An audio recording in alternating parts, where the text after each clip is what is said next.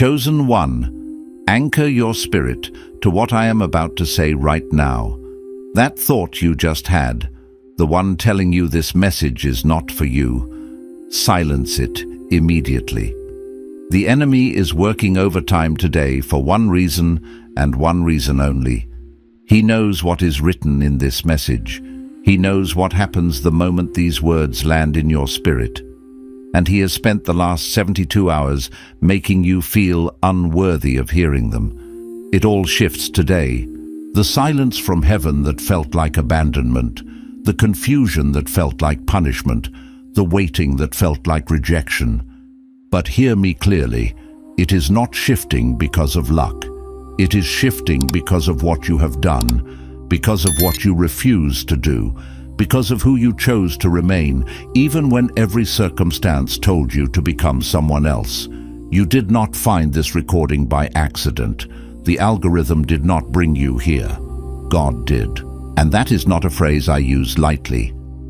This is a divine appointment that was written into the fabric of your story before your name was given to you.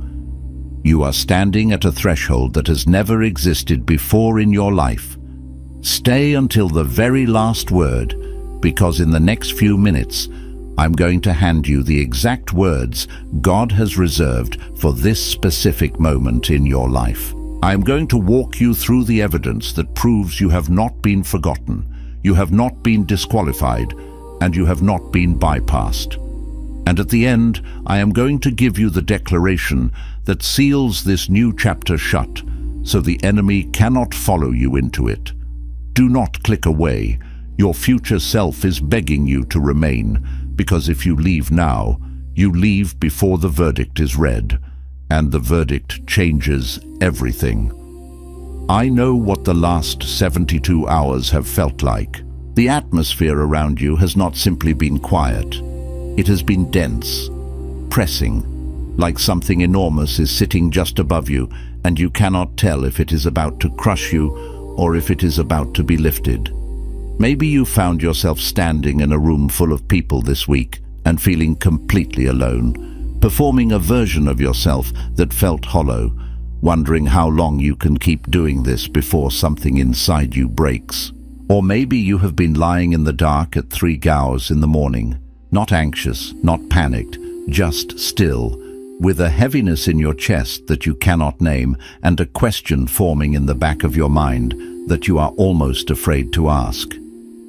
The question that sounds like, did I miss it? You feel positioned somewhere between two worlds. The old life is behind you and you cannot go back, but the promised life has not fully arrived. And in that suspended space, the silence from heaven has started to feel personal.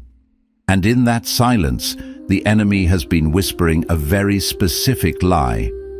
He has been telling you that the reason God has gone quiet is because of something you said, something you did, or something you failed to do at a critical moment. He is replaying that moment in your mind.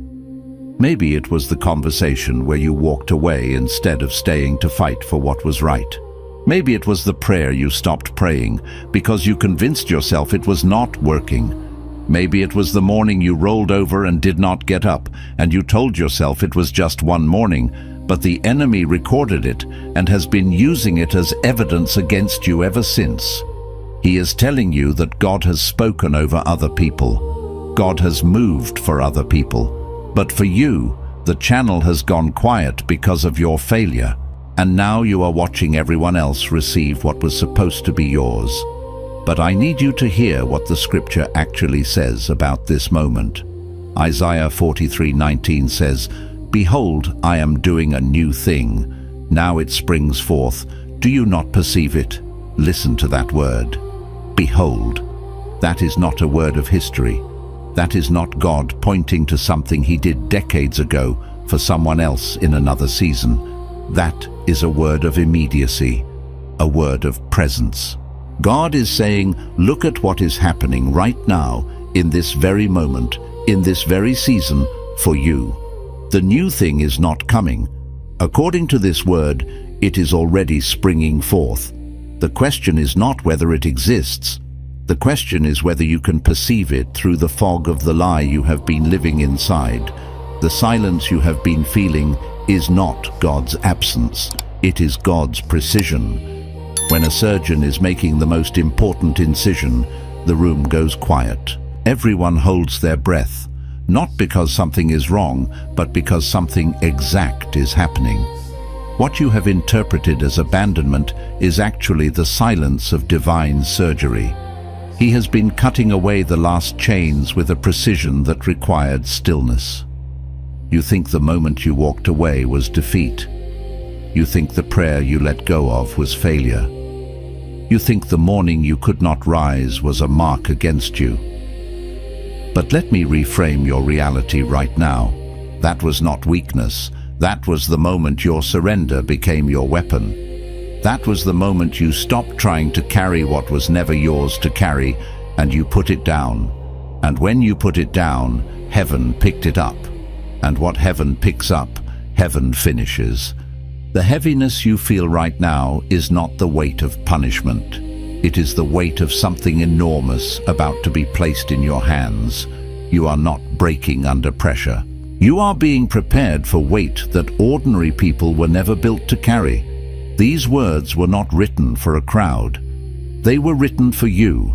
They have never been spoken in exactly this order, with exactly this weight, aimed at exactly your situation, until right now.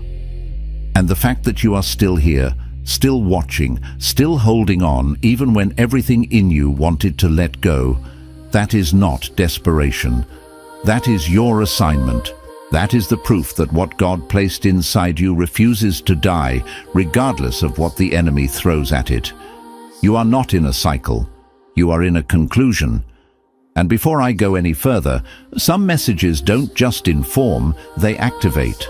If something stirred deep in your spirit just now, you may be ready to receive the Chosen One's blueprint. This sacred guide reveals the 8 divine patterns behind your calling, your suffering, and your destiny.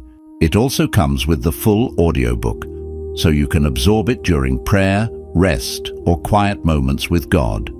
And for those called to speak His truth, you'll also receive Activating Your Prophet Mantle, a powerful bonus ebook for those carrying a prophetic assignment. The link is in the first pinned comment, but only for a limited time. Now let me show you why that statement about a conclusion and not a cycle is the most important reframe of your life. A reframe that will shift the very ground beneath your feet and alter the trajectory of your future from this moment forward. This isn't just a new perspective, it's a divine key designed to unlock the chambers of understanding that have remained sealed, keeping you caught in an endless loop of frustration and unfulfilled expectation. To comprehend this truth is to step out of the shadows of your past and into the radiant light of your destined future, marking an undeniable conclusion to seasons of barrenness and anointing new beginnings with the certainty of God's sovereign plan.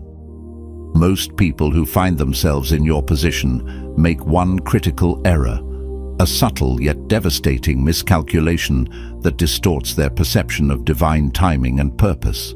They gaze upon the long stretches of their waiting, the desolate landscapes of unanswered prayers, and tragically, they interpret this enduring silence as irrefutable evidence of God's disinterest, or worse, His forgetfulness.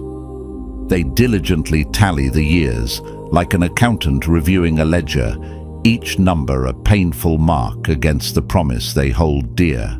They recount the countless prayers, each one a hopeful breath sent heavenward, only to feel them dissipate, seemingly absorbed by an impenetrable ceiling, never quite reaching the ear of the divine. They meticulously catalogue the moments, the heart-stopping instances when they were absolutely convinced, with every fiber of their being, that the breakthrough was imminent, that the grand curtain was about to rise, only to witness the stage lights dim once more, the door remaining stubbornly, achingly closed. And with each passing year, with each silent prayer, with each unfulfilled expectation, they meticulously, painstakingly build a case. They construct a formidable legal brief, not against an external adversary, but against themselves, and tragically, against heaven itself. Their internal monologue becomes a damning indictment. If God truly had a magnificent plan for me, an assignment etched into the fabric of eternity, surely it would not have taken this agonizingly long to materialize. If I were truly chosen, truly set apart for a divine purpose, the path would not have been so brutally hard, so relentlessly challenging, so fraught with tests and trials that feel designed to break rather than build. If the promise were genuinely real, a living, breathing covenant spoken over my life, I would not still be tethered to this desolate space, this agonizing interlude, caught precariously between the echoes of what once was and the elusive whisper of what has not yet come. This era is not merely intellectual, it is deeply spiritual, an erosion of faith that can turn even the most fervent heart into a fortress of doubt. But here is what you have been missing, a truth so profound it has the power to shatter the foundations of that self-constructed case against yourself and against God. The length of your waiting is not, and has never been, the measure of God's delay, nor an indicator of his indifference. Instead, it is the precise, intricate measure of what he is meticulously preparing you to receive. Consider the vast chasm between ordinary blessings and extraordinary ones. Ordinary blessings, those that grace our daily lives, often require only ordinary preparation, a simple open hand, a receptive heart. But what God is actively moving toward you right now, what is hurtling through the dimensions of time and space to manifest in your reality, is not ordinary. It is profoundly extraordinary. It is a destiny too grand, a calling too potent, a blessing too weighty for a vessel forged in haste or refined through convenience. And the simple, immutable truth is this: ordinary preparation, a hurried, superficial conditioning, would have utterly destroyed it, splintered it into a million pieces long before it ever had the chance to settle securely in your hands. This season of waiting is not a void. It is a sacred crucible, a divine workshop where the rough edges are smoothed, the impurities are burned away, and a new, resilient strength is forged within your spirit, preparing you for the magnificent weight of what is to come. Think of David, the shepherd boy. His story is a living parable of divine timing and preparation. He was anointed king, called to the throne of Israel, long before he ever wore a crown or stepped foot in a palace. The prophet Samuel, guided by the Spirit, poured the sacred oil over his head in a field, a solitary act of prophetic declaration, while Saul, the current king, still sat firmly on the throne, secure in his earthly power. David walked away from that humble field, not with a royal procession or a conquering army, but carrying only the invisible, yet immensely weighty burden of a promise that had absolutely no visible evidence attached to it. No opulent palace awaited him. No loyal army stood ready to serve. No gleaming crown adorned his brow. There was only the lingering scent of anointing oil on his hair, a silent covenant echoing in his spirit, and the simple, undeniable reality of a father who, upon David's return, went right back to asking him to tend the sheep, to resume the mundane tasks of his pastoral life. And for years, not days or weeks, but years, that profound promise lived deep within David as a quiet, smoldering fire, an unyielding ember of destiny, while his external circumstances narrated a completely, often brutally, different story. He faced down the roaring lion, protecting his flock with raw courage. He wrestled with the ferocious bear, learning strength in solitude. He stood, a mere boy, against the towering might of Goliath, an entire army frozen in fear. Yet David, with a sling and a stone, knew a different kind of power. He endured relentless persecution, running for his life from a paranoid king who sought his destruction. He found refuge in the desolate quiet of caves, places of isolation that became his classrooms. He grieved the loss of dear friends, his heart acquainted with sorrow. He mourned countless personal losses, each one chiseling away at his innocence and hardening his resolve. And here is the divine revelation. Every single one of those harrowing seasons, every lion, every bear, every giant, every cave, every tear, was not a detour from his destiny. It was not a misstep or a punishment. Every single one was the curriculum for it. Each trial was a lesson, each hardship a forging process, each tear a cleansing that prepared him to reign with wisdom, compassion, and the battle-tested heart of a king after God's own heart. His wilderness was his university. You, in your own journey, have been mistakenly treating your wilderness, your season of waiting and hardship, as irrefutable evidence that you somehow missed your moment, that the window of opportunity has irrevocably closed. But I tell you now, with all the authority of this divine word, that the wilderness was never, not for a single moment, designed to disqualify you. It was intricately, divinely designed to develop you, to forge you, to refine you into the very person capable of carrying the weight and glory of your calling. And what is coming next in your life will likely surprise you, not just in its grandeur, but in its unexpected origin.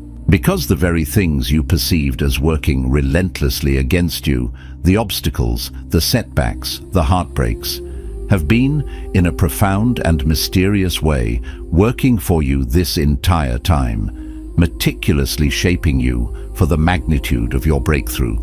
The attacks that came at you early in life, those formative blows that seemed to shatter your innocent world, were not random acts of cruelty. The relationships that fractured before they could ever fully blossom, leaving gaping wounds in your heart, were not merely unfortunate happenstance. The opportunities that appeared within your grasp, only to dissolve like mist between your fingers, were not cosmic jokes. The numerous versions of yourself you painfully had to bury, shedding skins that no longer fit or served, were not merely casualties of time. None of that was accidental. There is a discernible dark pattern woven into your pain, a malevolent design that the enemy meticulously crafted with one singular destructive goal: to stop you, to derail your destiny, to silence the divine song within you. But here, beloved, is the exquisite divine irony that he, in his limited understanding, never calculated, never anticipated, never could have conceived. The very same pressure, the identical crushing weight he employed to try and obliterate you, to grind you into dust, has instead built an unparalleled, unshakable interior strength within you. A strength that cannot be manufactured by human will, cannot be faked through outward appearances, and certainly cannot be borrowed or inherited from someone else. It is a strength born of fire, forged in the crucible of adversity, tempered by tears and trial. You became someone in that scorching fire, a person of unyielding resilience and profound depth that you never ever could have become had you remained in the comfortable, complacent cradle of ease.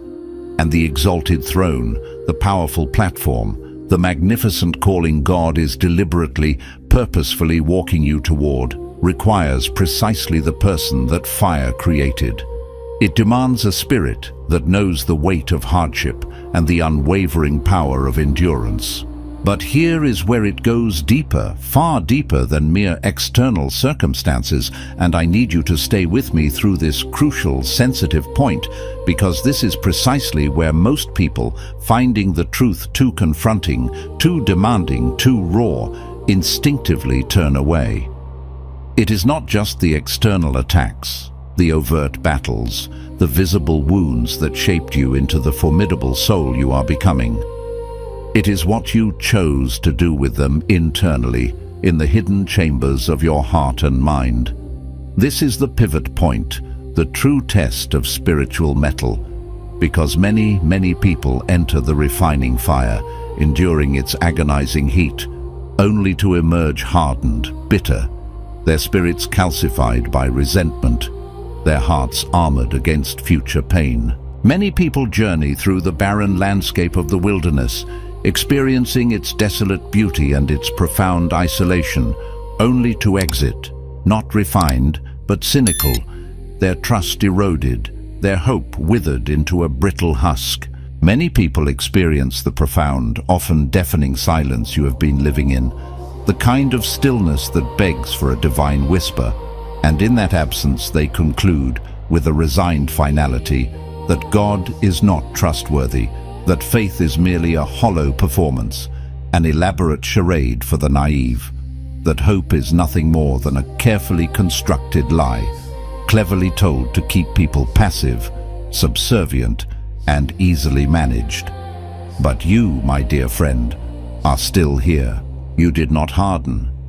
You bent, yes, under the immense pressure.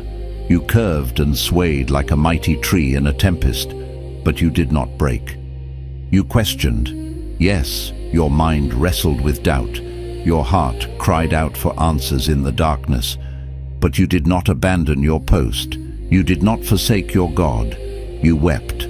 Oh, how you wept, tears that carved rivers of sorrow, tears that watered the desolate landscape of your soul, but you got back up. You found the strength, not of your own making, but divinely imbued, to rise again, to stand once more. And that choice, that private, often unseen, utterly unglamorous choice you made in the deep, consuming dark, when no human eye was watching, when no one would have blamed you for simply walking away, for surrendering to the crushing weight of despair. That profound, courageous, internal choice is the very thing God counted as righteousness. That quiet, unwavering decision to persevere is your altar, built not of stone, but of sacrifice and steadfastness. That is your offering, more precious than frankincense or myrrh. That is the moment heaven itself recorded, etched into the eternal annals, and declared with unshakable certainty, this one is ready. This one has endured the forging process, and their spirit is prepared for what comes next. And this leads us to something most people miss entirely, a deception so subtle, so pervasive, that it can steal years, even decades, from a life destined for greatness. The enemy's most dangerous, most insidious lie is not the overt, brutal one that screams you are worthless, undeserving, or utterly forgotten. That lie is often easily recognized and repelled by the light of truth. His truly dangerous lie is the one that whispers with a veneer of plausibility that you are almost there, but not quite. It is the insidious lie of the almost healed, but still carrying a subtle ache that keeps you from full wholeness. Almost ready, but a persistent whisper of inadequacy holds you back from stepping into your power. Almost in position, but some unseen barrier keeps you just outside the door of your breakthrough. Because that lie does not aim to destroy your hope outright, in one swift, crushing blow. No, its strategy is far more cunning. It stretches your hope, like an elastic band pulled taut. Indefinitely, it keeps you perpetually reaching, perpetually striving, perpetually seeking, but never quite arriving. It keeps you forever adjacent to your breakthrough, circling the perimeter, always on the cusp, without ever taking that final, decisive step into the promised land.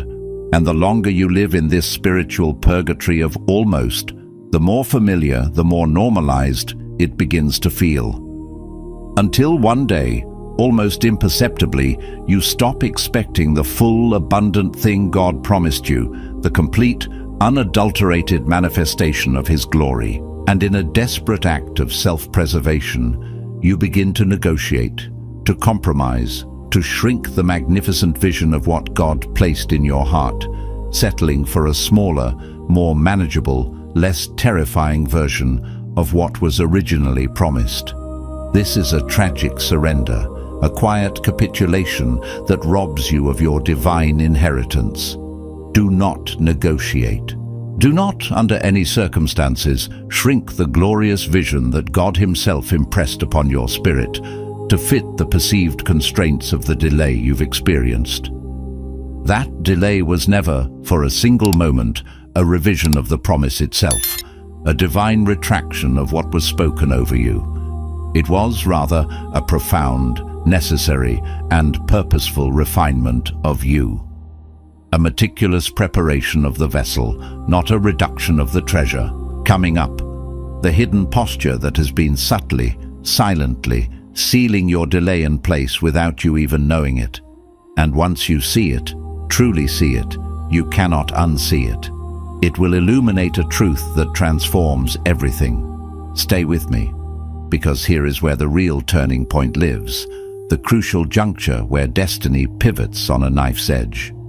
The hidden posture I am talking about is not pride in the conventional way most people conceive of it. It is not the overt arrogance that boasts of achievements or the haughty disdain that looks down on others. It is something far subtler, far more insidious, and therefore far more spiritually dangerous. It is the posture of self-sufficiency, cleverly disguised as faith. It manifests as a deep-seated belief that while God is certainly sovereign, your active, meticulous management of the situation is absolutely necessary for His plan to come to fruition. It is that precise moment when your trust in God, though sincere on the surface, subtly morphs into a complex plan. You are managing on His behalf, believing you must provide the strategic framework for His divine will. It's when you faithfully pray, pouring out your heart's desires, but simultaneously, almost unconsciously, you begin to maneuver, to manipulate circumstances, to orchestrate outcomes with your own limited understanding and strength. It's when you sincerely believe in the promise, holding it close to your heart, but you also vigilantly control every conceivable variable, unwilling to relinquish even the smallest detail to divine providence. You may eloquently articulate that you are trusting the process, verbally surrendering, but deep within, in the quiet, trembling corners of your soul, you are quietly terrified of what might happen if you truly stop steering, if you release your white-knuckled grip on the wheel and allow God to navigate completely. This self-sufficiency, this need to control, is a spiritual bottleneck, a barrier to the very breakthrough you seek. God cannot fully, completely, and powerfully move in a life that is still desperately gripping the wheel, attempting to chart its own course, even as it professes trust. This is not because He lacks power. His omnipotence is absolute, His might limitless. Rather, it is because what He is yearning to hand you, the magnificent blessing, the weighty calling, the profound breakthrough, requires two open hands, fully surrendered and completely empty. And you cannot, by divine decree, truly receive with hands that are clenched tightly around what you, in your fear and your self-reliance, stubbornly refuse to release. It's like trying to catch a downpour in a closed fist. No matter how thirsty you are, no water will enter. You must unclench, unfurl your fingers, and allow the living water to pour into your life. Elijah understood this profound principle, though his journey was fraught with human weakness. After his greatest, most dramatic prophetic victory on Mount Carmel, a fiery triumph where he called down fire from heaven and decisively defeated the prophets of Baal, one would expect him to be invincible, bolstered by divine power. Yet, immediately following this monumental display of God's might, he ran. He fled into the wilderness, driven by fear and exhaustion, seeking refuge from the vengeful Queen Jezebel. He sat under a solitary broom tree, utterly spent, completely depleted, and declared with a profound weariness of soul, "It is enough. Now, O Lord, take away my life, for I am no better than my fathers." He was done. He had poured out every ounce of himself, given everything he had, and the reward in that moment of profound spiritual fatigue felt like nothing but the promise of further persecution. He was physically exhausted, emotionally drained, and spiritually depleted, ready to quit, to surrender to death itself. And what did God do? He did not rebuke him with a thunderous voice. He did not lecture him on his lack of faith or chastise him for his fear. Instead, with boundless compassion and tender understanding, he sent an angel, not with an admonition, but with nourishing bread and refreshing water. And the angel said, "Arise and eat, because the journey is too great for you. Eat, rest, receive." This was not a call to strive harder, but an invitation to be restored. Because the next assignment, the next chapter of Elijah's prophetic destiny, required a version of him that could not be manufactured through sheer willpower, through self-generated strength, or through any human effort. It required the version of him that had learned, in the desolate quiet of the wilderness, how to be filled, sustained, and wholly revitalized by God himself, rather than precariously relying on his own finite failing strength. That, beloved, is the very invitation sitting directly in front of you right now, shimmering with divine grace and possibility. It is not an invitation to try harder, to push yourself beyond the limits of exhaustion, to generate more effort. It is not an invitation to pray louder, hoping that the sheer volume of your supplications will finally pierce the heavens. It is certainly not an invitation to perform more faithfully, to strive to be more perfect, so that God finally notices your immense effort and deems you worthy of his blessings. No. The profound, liberating invitation is simply this: to stop performing and to start receiving. To execute a radical, conscious shift from relentless striving to profound, active surrender. And let me be clear, this is not a passive surrender, not a resigned acceptance of defeat, not a giving up in hopelessness. This is the kind of surrender that is a fierce, courageous, intentional act of spiritual war against every deceptive spirit of self-reliance, every subtle stronghold that has convinced you, through years of conditioning and hardship, that you must painstakingly earn, labor for, and prove yourself worthy of what God, in his infinite grace and perfect love, has already definitively, unequivocally paid for with the precious blood of his Son. It is a surrender that says, "My hands are open, Lord. I trust you." And this brings us finally to the confrontation I have been carefully, deliberately building toward, the raw, unvarnished truth that most people, even those with fervent faith, are simply not ready to sit in, to truly face with an open heart. What if the real, deeply concealed reason the door to your breakthrough has not yet opened is not primarily because of the enemy raging outside, launching his fiery darts of opposition? What if, in a devastating twist of spiritual reality, it is because of an agreement you unwittingly made with him inside your own heart, a pact forged in the crucible of past pain and disappointment, an agreement that, on the surface, sounds entirely rational, appears to be steeped in wisdom, and feels like a necessary protective measure. An agreement that quietly, subtly whispers these treacherous lies: "I will not fully hope for this magnificent thing. I will not allow my heart to fully invest, because I simply cannot survive another disappointment, another crushing blow to my spirit. The pain is too great. I will not fully believe with the reckless abandon of true faith, because the last time I believed this completely, with every fiber of my being, I was utterly devastatingly wrong, and the fall was unbearable. Therefore, I will hold something back. I will keep a carefully guarded piece of my vulnerable heart in reserve, in a secret, protected chamber, so that if this promise does not happen, if this long-awaited manifestation fails to appear, there is still something left of me, some fragile remnant that hasn't been completely shattered."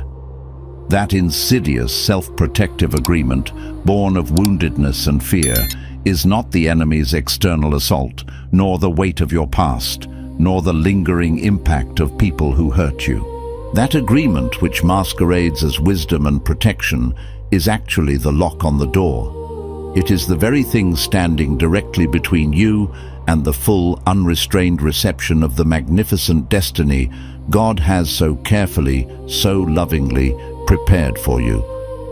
Because, beloved, you cannot, by the very laws of spiritual momentum, step boldly through a new door with one foot still firmly planted, still clutching to the perceived safety of the room you are desperately trying to leave behind.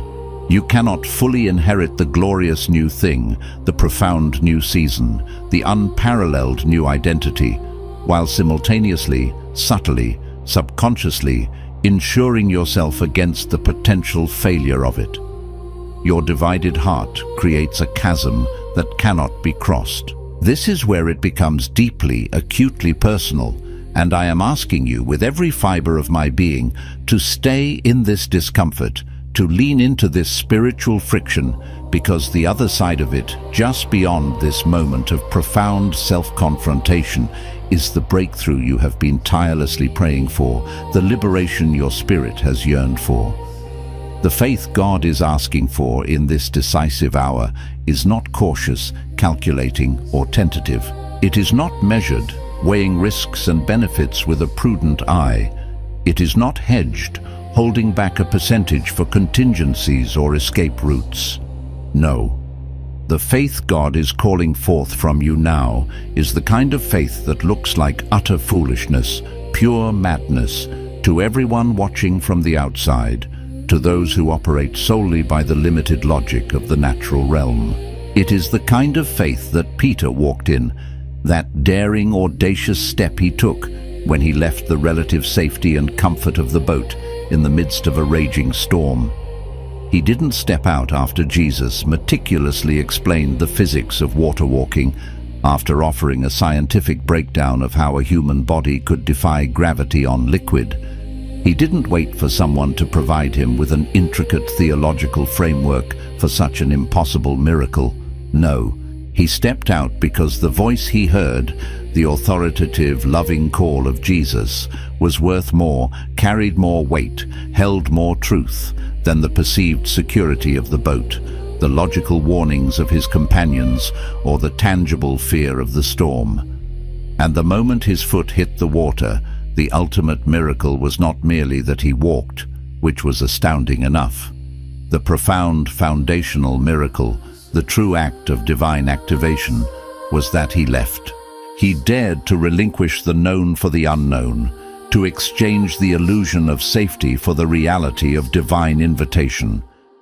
You, my beloved friend, have been standing at the edge of your boat, hovering on the precipice of your breakthrough, for far longer than you realize, perhaps for an entire season of your life. And every version of almost faith, every cautiously hedged hope, every subtle act of surrender that included a meticulously crafted backup plan has been keeping you exactly one fateful step short of the water, precisely one breath away from the miracle.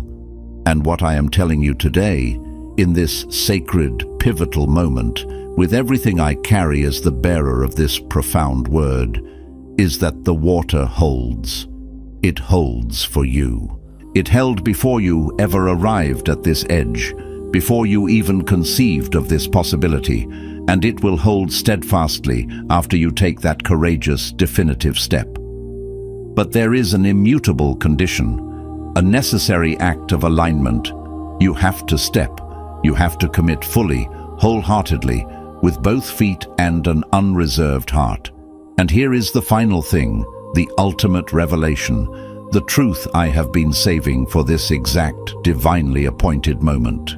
This truth will either settle your spirit completely, bringing a peace that transcends all understanding, or it will profoundly shake everything you thought you understood about your current situation, dismantling old paradigms and ushering in a revolutionary new way of seeing.